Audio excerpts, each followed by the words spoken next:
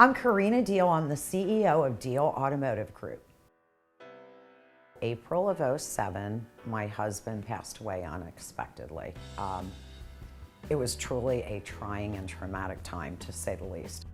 We hadn't even buried Matt yet, and his partner came over and said, "What do you want to do? Do you want to keep it or do you want to sell it?" And I thought, I have to support my kids, so selling it made no sense. So took over. I went from being the wife to the owner. So I had really big shoes to fill, which was very difficult. I had zero respect because I was someone's wife. People were afraid and they were going to leave, and it was insanity. I had to make them understand that if the house fell, there wasn't going to be a job. I mean, dealers were going bankrupt, shutting down, committing suicide. It was such an insane time in our business.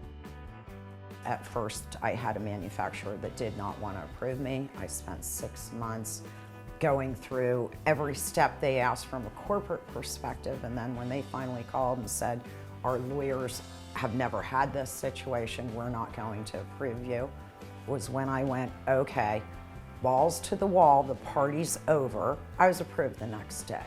I had been a dealer, I want to say it was a year or so, and I went to a convention in Orlando, and this guy came up to me, a Texan, in a big hat, and he looked at me and he said, "I bet you were going to fail."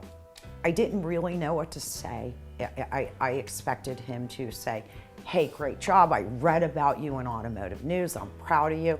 No, "I bet you were going to fail." I looked at him and I said 2 words, and the second one ended in "you."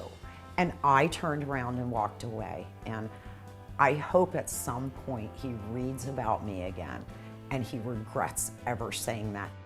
I didn't do all this alone. There are a lot of great people in the world that will look out for you and have your back. Our former partner was the first one to offer every one of his staff to get me through things, and my attorney and my brother and my mother, and again, I felt like I had a cheerleading section, even though it was probably small.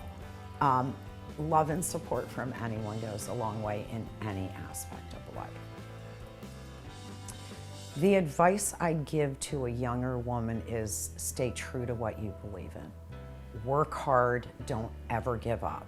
You know, it's really easy to lay down and cry and go, life is hard and I've had crap thrown at me. But the reality is that stand up for what you believe in, fight for it, don't quit.